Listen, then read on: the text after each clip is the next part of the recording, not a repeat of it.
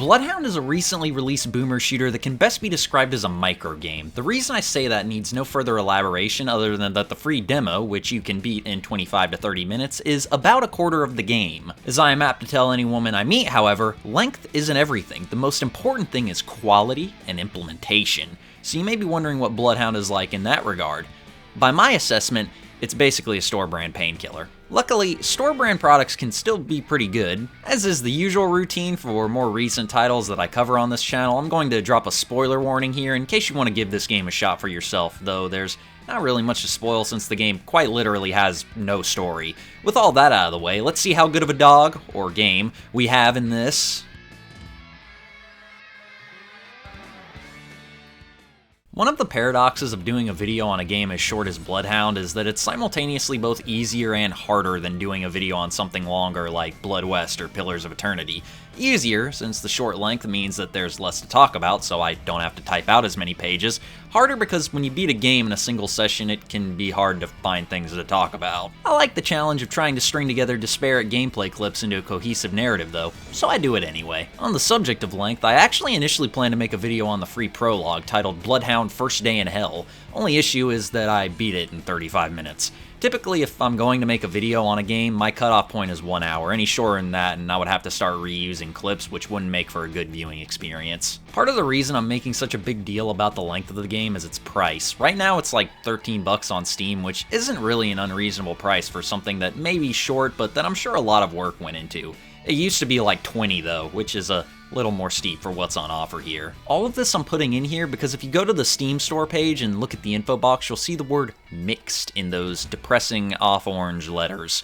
Prior to its release, I was anticipating Bloodhound, so when it showed up on the front page of Steam under new releases, I immediately clicked on it. At the time I bought it, the reviews were at mostly positive, which is a slight red flag for me. I'm not picky at all when it comes to games, but neither are the people who leave reviews for games on Steam. Typically, I've found that overwhelmingly positive translates to awesome, very positive translates to good, mostly positive means it might be kind of niche or have some significant flaws, mixed means it's probably shit, and anything below that is probably going to get delisted after it turns out the game was an asset rip or some kind of scam. If the score's in blue letters though, I'm always willing to give it a shot. In this case, my overall opinion on Bloodhound can be summarized as follows. I thought it was fun. That's about it. Like I said earlier, it feels kind of like a Painkiller fan project. It has the same general design philosophy of dumping you in an arena and then throwing a shit ton of monsters at you, but the whole thing lacks most of the thematic cohesion that its inspiration had, which is saying something because Painkiller was also mostly just random bullshit strung together. Alongside that, it never reaches the same level of action-packed and gore-soaked mayhem that we were subjected to all those years ago. That's not to say Bloodhound is bad though. Diet Coke doesn't taste as good to me as regular, but I'll still take it if the standard flavor ain't around. Well, actually I wouldn't, because I don't drink caffeine, so I just go for Sprite instead, but you get my point. Just because a game isn't as good as another one doesn't mean it's bad. If that were the case, we all would have stopped playing video games entirely after Resident Evil 4 came out. Even though there are a lot of similarities between the two, they're still separate games, and this video is about Bloodhound, not Painkiller, so let's talk about what it has to offer on its own merits. First up, the story. There is absolutely nothing even remotely resembling a story in this game. I know I said something similar in my Blood video, mostly as a joke, but I'm serious here. There is a single cutscene at the beginning, devoid of dialogue or even the most minimum amount of exposition, and a single paragraph of dialogue from another character at the end of the game that we'll get to later. The Steam store page says something about your enemies being part of some cult that worships some demon, but none of that shit comes up in game. But hey, the game's not advertising itself as a spiritual sequel to Disco Elysium, so the food in the can is exactly what it says on the label here. This is a boomer shooter through and through, so what matters here is the guns!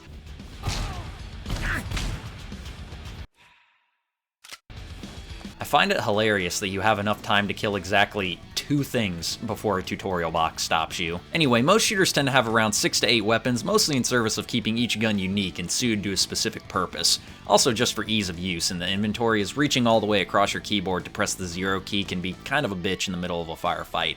That's wimp shit though. Bloodhound has 10 fucking guns. First are the staples, your pistol, which will only see any action in the first chapter before the 2 key atrophies from disuse for the rest of the game, the shotgun, initially the badass boomstick that fucks everything up until you get the super shotgun, or in this case, dual-wield shotties later on, an assault rifle, which is basically a pistol that actually has utility past the second level, and that's the basic arsenal. As far as the harder hitting stuff, Bloodhound plays it safe, abiding by the expectations of the genre. Crossbow with explosive bolts? Check. Rocket launcher that is extremely satisfying to use? Check. Minigun that fucks everything up but runs out of ammo before you can really get any satisfaction out of it? Check. Plasma gun, which is out of place thematically, but who cares, it's fun? Check. The only real surprise here is this hybrid chainsaw flamethrower thing you get in the second section. The flamethrower parts seem pretty useless to me, but the actual saw itself was fun as all hell to use. With the guns out of the way, now for the second most important part of the whole shebang, the levels.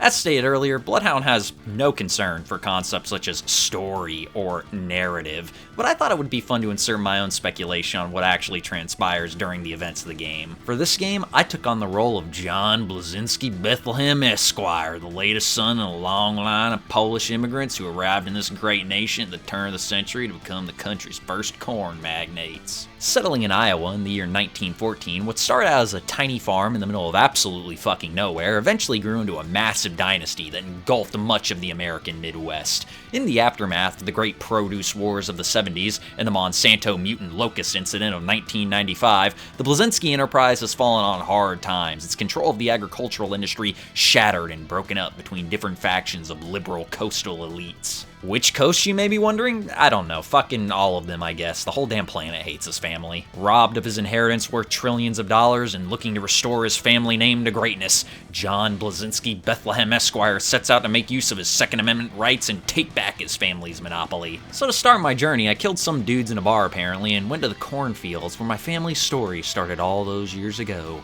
Armed with my grandpappy's revolver that he used to shoot corn varmints, I began the task of removing all these degenerate environmentalists from my land. Fighting my way through the old farm, I eventually came across a secret bunker where the government manufactured killer mutant locusts using the same formula that Monsanto did in the 90s. I put a stop to their production line and came upon my childhood home, now the center of these fiendish operations.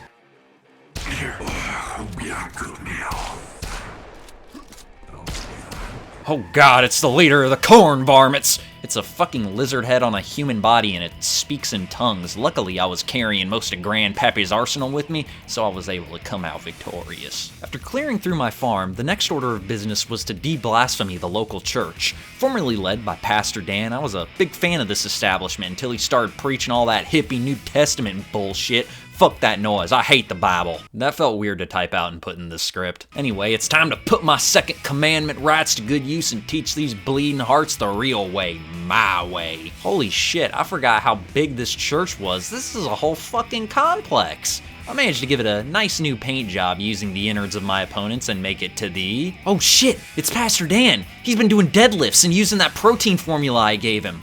Too bad I told him to put soy in it. Ha ha! Plus, I've been drinking raw land shark testosterone mixed with motor oil for the past few years, so I'm jacked the fuck out now. Alright, I've discovered another secret government facility where they produce all those movies for women and shit. It's thanks to the Lifetime network that my mom and pa broke up and he started breaking beer bottles over my head instead. Did you guys know the moon landing was filmed by Quentin Tarantino or some shit? Oh god, the government made the boss from a PS1 game real! I had to shoot this motherfucker like 1,000 times, plus his health bar disappeared like halfway through the fight for some reason, so this wasn't exactly the most engaging battle I've ever found myself in. I've done it, boys. I've infiltrated the city where all these pussies are coming from. I can't pronounce the name, some West Coast shithole where the rent is $10,000 a month, and then they wonder why the fuck they got so many homeless people, and so they send their kids to go to college in the South because it's cheaper there, but the influx of rich trust fund pricks makes the housing costs go up here too, which means now we've got a shitload of homeless people, and most of my friends are nearly 30 and still live with their parents, because apartments that used to be like $600 a month are fucking $2,400 now, and I literally know someone who works in real estate and can't afford his own home, and fuck it all!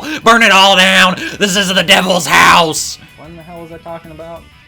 Yeah, right, so I'm in San Francisco or LA or some other fucking place, and I'm getting closer to the heart of this dastardly operation. After fighting my way through each block of this hellscape, eventually I encounter the leader of this limousine liberal militia, a boss that's literally just named Punk. Damn, I hope they didn't pull any muscles coming up with that one. This fight was piss easy. I don't think I even died once. You just side strafe the whole time while this guy keeps calling you a motherfucker and other epithets. Just shoot him. That's all you gotta do. The game is a shooter. What else? Remember to like and subscribe and donate to my Patreon and my Ko-fi and my OnlyFans for more in-depth game walkthroughs. This is it. The mansion at Bohemian Grove where the rituals happen. I just need to wipe out the last remnants of this cult and they'll have it all back. My farm, my empire, burn it all down. My sea of corn awaits me. I found her. I found Astaroth, the demonic bitch priestess in her zone. She took my family, my wealth, my corn. Holy fuck, this fight was boring as all hell. Astaroth has like 1 trillion hit points. Ain't nothing in this battle pose any fucking threat to you whatsoever. I think I literally just spent 15 minutes circling the arena, unloading everything I had on her. Once you defeat her, you get a 2-second monologue delivered by a voice actress who is clearly not a native English speaker, and then immediately roll credits. Since I'm the de facto main character of this story presented here in this YouTube production, I'll just say that our story ends with the hero, me, John Blazinski Bethlehem Esquire, also known on some internet forums as Ruby Ridge Fan 1776, returned home to my domain of Iowa, seceded from the Union, and led the fledgling nation as a brutal despotic regime centered around my own privatized agriculture industry. You've heard of banana republics, but I'm an innovator. So I've created the world's first corn republic. So yeah, that's Bloodhound, but not really, because like 90% of that shit was made up for the sake of the video. There's not actually a lot to talk about with this game, considering the very small amount of content on offer within. If you're a more casual shooter fan, you can probably skip over this one, but if you're a Painkiller diehard who's been on life support since that teaser a few years ago, you may get a kick out of this. With the explosion of the retro FPS subgenre over the past few years, it was kind of inevitable that eventually we'd get some stuff that's maybe not as good as the rest. I don't want to shit on Bloodhound, it's not bad by any means, you've just got much better options out there. With all that said though, I've got to end this video here, as the cornfields await me. Iowa has a lot of corn, right? I hope I didn't just make a whole video centered around a joke that doesn't even work.